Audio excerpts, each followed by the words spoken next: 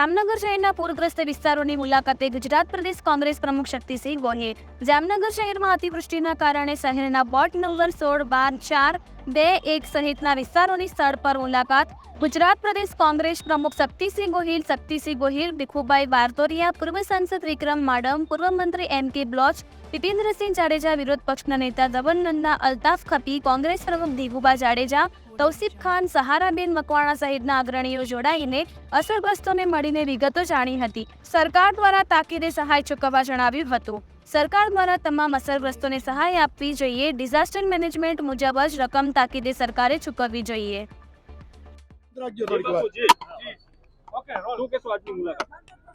જામનગર ખાતે અતિવૃષ્ટિથી અસરગ્રસ્ત વિસ્તારોની મુલાકાતમાં આજે જે પરિસ્થિતિ છે અત્યંત દયાજનક પરિસ્થિતિ છે।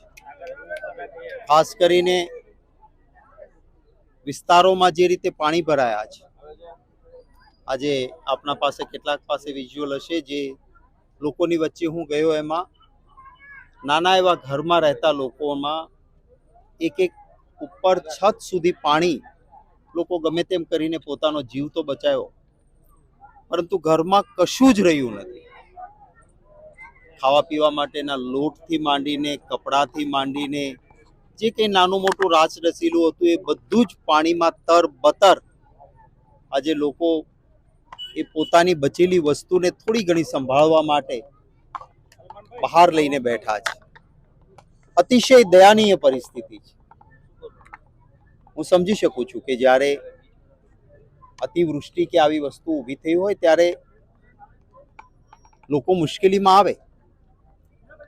મને યાદ છે 82માં વાવાઝોડું આવ્યું ત્યારે મોટા ભાગના ઘણા વિસ્તારોમાં આવી સ્થિતિ થઈ હતી, પરંતુ એ વખતે સરકારે 82ના વાવાઝોડા વખતે ગુજરાત જમીન વિકાસ નિગમ લિમિટેડ દ્વારા જેની પણ જમીન ધોવાણી કે ખરાબ થઈ તો એને નવસાધ્ય કરવા માટે સંપૂર્ણ 100% સરકારી ખર્ચે જમીનનો નવસાધ્ય કરી હતી। કોઈની બકરી તણાણી તો એને બકરીના પૈસા, કોઈનો બળદ તણાયો તો બળદના પૈસા, કોઈની ગાય ગઈ કે ભેંસ ગઈ, કોઈની નાની પાન ગલ્લો કે લારી ગઈ, કોઈના ઘરમાં કપડાં રાચ રસીલું ગયું, તો તમામ વસ્તુઓ સરકારે આપી હતી। આજે અહીંયા જામનગરમાં આ ફોર્મનું વિતરણ થઈ રહ્યું છે। મારે દુઃખ સાથે કહેવું પડે છે કે આ ફોર્મમાં જેનું જનાવર તણાયું એના માટે કોઈ ભરવાની જોગવાઈ નહીં, જેનું રાસ રસીલું ગયું, જેના કપડાં ગયા, જેનું ઘર પડ્યું, જેની મુશ્કેલી આવી, એની કોઈ માહિતી ભરવાની વિગત નથી। મહત્તમ અહીંયા લખ્યું છે મહત્તમ 2500 રૂપિયા, જેમની ઘર વકરી ગઈ એની સહાય 2500 રૂપિયા, અને કપડાની સહાયની રકમ 2500 રૂપિયા। શું 2500 રૂપિયામાં કોઈ પરિવારનું હિત થાય ખરું? આ મશ્કરી છે। ફોર્મ પર કોઈ નંબર નથી આપ્યો કે જેથી વ્યક્તિ કહી શકે કે મેં આ નંબરનું ફોર્મ ભર્યું હતું, મને હજી સહાય નથી મળી, કોઈ વિગત નથી। આવા સમયે યુદ્ધના ધોરણે કામ થવું જોઈએ।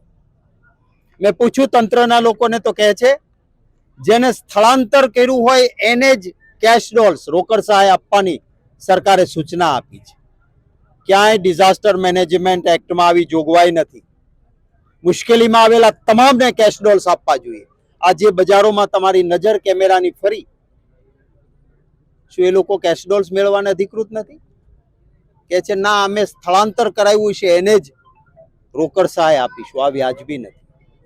જામનગર, દેવભૂમિ દ્વારકા, પોરબંદર, સૌરાષ્ટ્રના દરિયાકાંઠે કહ્યું છે કે માછીમારોએ લોકોની વચ્ચે દરિયામાં નહીં જવાનું, કાંઠે જ રહેવાનું।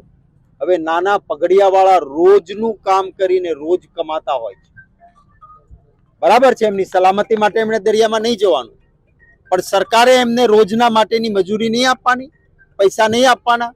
ડિઝાસ્ટર મેનેજમેન્ટ એક્ટમાં જોગવાઈ છે કે જેને કામ ધંધો તમે બંધ રખાવો તો એને સહાય આપવી જોઈએ। આ સહાય નથી ચૂકવાતી। આવા સમયે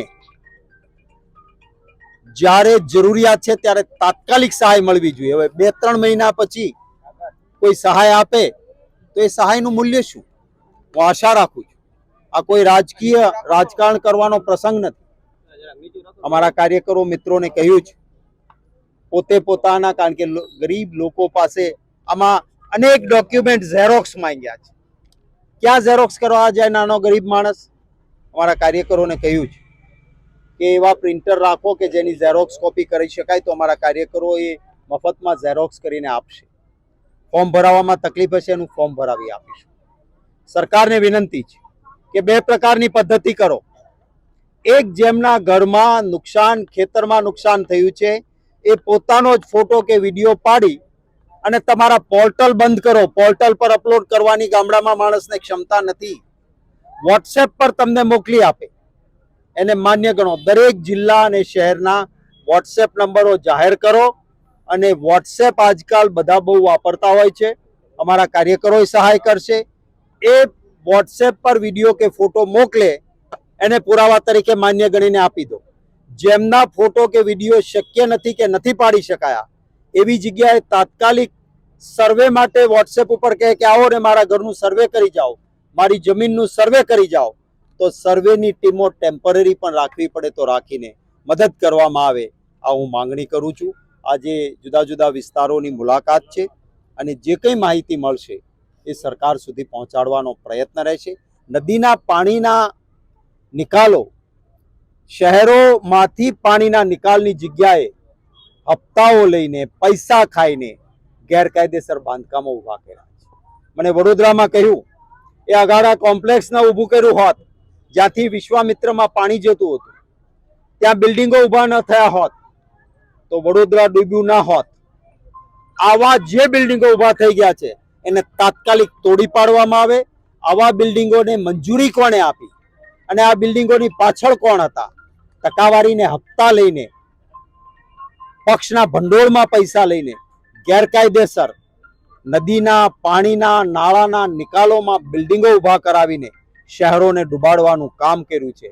જે વરસાદી પાણીના નિકાલના કામો થવા જોઈએ એમાં ભ્રષ્ટાચાર થયો છે. પરિણામે લોકો વિના કારણે મુશ્કેલીમાં મુકાયા છે. સરકારને વિનંતી છે કે સંપૂર્ણ આ બાબતોની જ્યુડિશિયલ ઇન્વેસ્ટિગેશન હાઈકોર્ટના સિટિંગ જજ મારફત તપાસ કરાવો કે જેથી ભવિષ્યમાં